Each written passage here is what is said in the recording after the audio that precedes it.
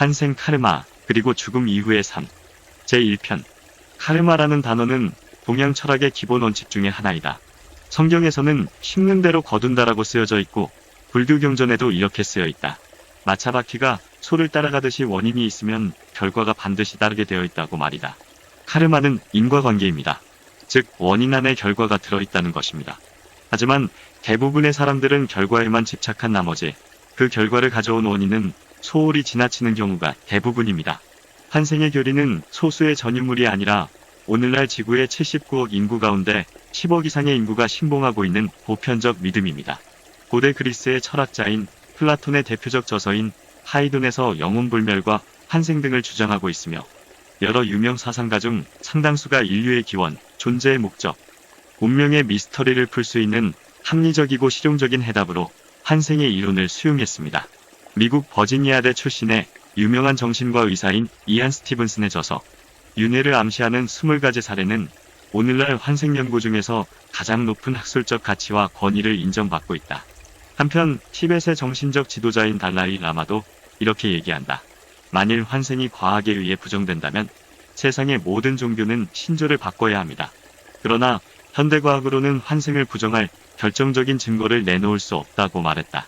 인과관계의 법칙에 따르면 인간은 환생의 원인이 해소되기 전까지는 환생을 반복해야 되며 모든 원인이 정리된 후에야 비로소 물질 세상으로부터 완전하게 해방될 수 있습니다. 삶의 목적은 삶을 완성하는 데 있습니다. 자신의 모난 부분을 매끈하게 다듬는데 성공한 사람은 환생할 필요가 없습니다. 즉, 환생으로부터의 해방은 자기의 개성을 다스릴 수 있는 경지에 도달했을 때 성취할 수 있는 것입니다. 구원은 신과 자연의 계획에 참여함으로써 얻을 수 있는 것입니다. 환생의 교리가 가혹하고 비정하다고 생각하는 사람도 있지만 사실은 환생은 신의 사랑에 의해서 비롯된 것입니다. 우주 만물을 창조한 조물주가 진정으로 피조물을 사랑한다면 의식을 가진 모든 생명이 자신을 구원할 수 있는 수단과 동기를 부여했을 것입니다. 그러나 그렇게 하지는 않았습니다. 신은 인간 스스로 자연의 경험을 통해 배우라고 요구하였습니다. 각자 인간은 개개인의 인생을 살면서 끊임없이 삶의 참된 의미를 깨우치라고 한 것입니다.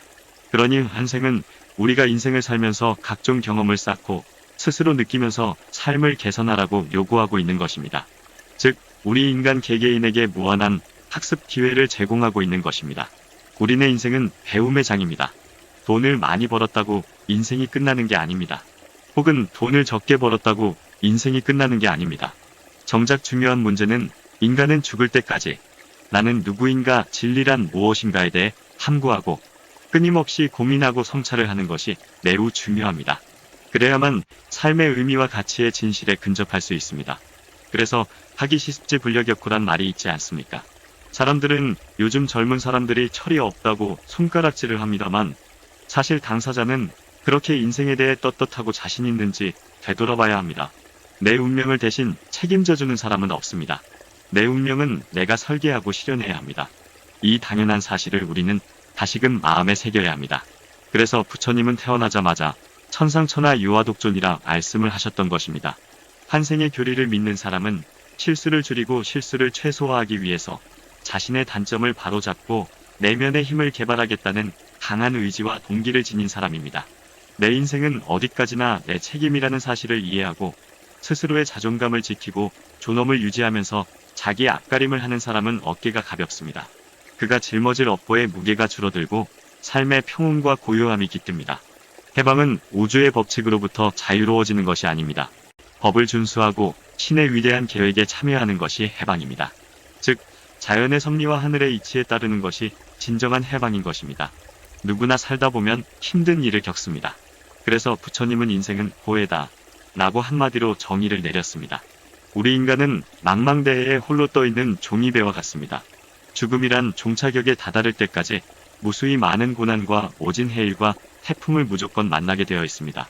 우리 인간 각자가 얼마나 슬기롭고 지혜롭게 대처하여 종이배가 뒤집히지 않고 종착역에 이르게 하는 일은 각자 자기 인생의 몫입니다.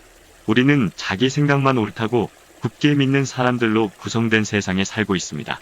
상황이 이렇다 보니 세상은 내가 원하는 모습으로 흘러가지 않습니다. 모두가 제각각 주장하는 옳음이 한 군데 모아진다고 해서 평화로운 세상이 되는 것은 아닙니다. 오히려 혼란만 가중됩니다.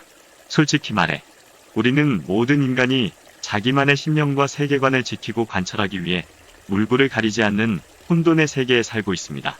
어쨌든 우리는 여러 생을 두루 체험하면서 개성이라는 독특한 옷을 걸치고 현재 순간에 이른 존재들입니다. 나의 모든 생각과 신념, 소망과 두려움과 행동이 오늘의 나를 만들었습니다. 내 행동과 생각이 나를 규정합니다. 나의 인간관계는 외적 환경에 반응하는 나만의 독특한 방식에 의해서 정해집니다.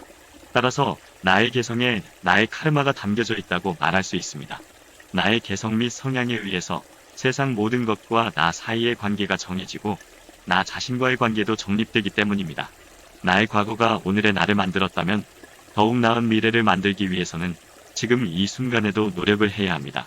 인생이라는 학교에서 저학년에 머물러 있는 영혼들은 자기를 다스리는 능력이 상대적으로 부족하여 진정한 가치보다 사적 욕망을 우선시하는 경향이 있습니다.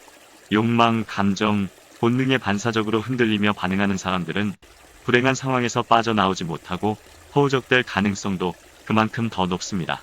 그래서 저학년의 영혼을 가진 사람들은 보편적으로 철저한 이기주의자입니다. 그는 자신의 행동에 따른 결과에는 일절 관심을 기울이지 않으며 오로지 자기가 하고 싶은 일에만 열을 올립니다. 그런 사람들은 그 결과가 나쁘면 항상 남 탓을 합니다. 자기가 하면 로맨스이고 남이 하면 불륜이라는 것입니다. 내로남불의 대명사라고 해도 과언이 아닙니다. 이렇게 자기중심적으로 행동하기 때문에 나중에 톡톡히 치러야 할 대가가 산더미처럼 쌓이고 결국엔 자기 자신이 짊어져야 할 짐이 너무 많아져 삶이 고단해지고 팍팍해집니다. 여기에 이집트 우화가 하나 있습니다. 아주 옛날 어깨에 큰 가방을 메고 가는 젊은이가 있었습니다. 가방에는 큰 주머니가 둘이 있었는데 하나는 앞쪽에 달려 있었고 또 다른 주머니는 뒤쪽에 달려 있었습니다. 그 젊은 친구는 자기가 좋아하는 것과 자랑스러운 것들은 자기 앞주머니에 챙겨 넣고 뒷주머니에는 본인이 마음에 안 드는 것, 잊어버리고 싶은 것들을 챙겨 넣었습니다. 왜냐하면 꼴도 보기 싫었기 때문입니다. 그렇게 하고 무작정 걷기 시작하다가 나중에는 자꾸 뒤로 낮아빠지는 것이었습니다. 그 이유는 뒷주머니가 너무 무거웠기 때문이었습니다. 하지만 그는 뒷주머니를 절대 보려고 하지 않았습니다. 왜냐하면 자기의 단점들을 들추어 보기가 두려웠기 때문이었습니다. 차라리 모르는 게 약이다 하는 심정으로 미련 없이 앞만 보고 가다가 계속 뒤로 낮아빠지곤 하였답니다. 바로 우리 인간이 등에 하나씩 짊어지고 가야 하는 것들이 바로 카르마 업입니다. 우리가 인생이란 험로를 주행하면서 아직 마무리하지 못한 일들을 그냥 뒷주머니에 넣기만 하니 뒷주머니가 무거워지는 것입니다. 우리는 가끔 나루터에 걸터앉아 등에 지고 있던 헐망을 풀어놓고 도대체 뒷주머니에 뭐가 들어있는지 하나하나 꺼내어 점검해봐야 합니다. 계속 가지고 갈 것인지 아니면 과감히 버리고 갈 것인지에 대해 결정을 해야 합니다. 이러한 결정을 내리는 데는 지혜와 통찰력이 필요합니다. 나의 지금 이 상황은, 즉 내가 지금 이 모양으로 변한 것은 내 행동이 불러온 당연한 결과이며 내가 지금부터 어떻게 행동하느냐에 따라 발걸음이 가벼워질 수 있고 나의 미래가 바뀔 수 있다는 점을 명심해야 합니다. 우리를 매일 괴롭히고 있는 문제와 골칫거리는 결국 세상을 바라보는 관점의 콤플렉스에서 생겨납니다.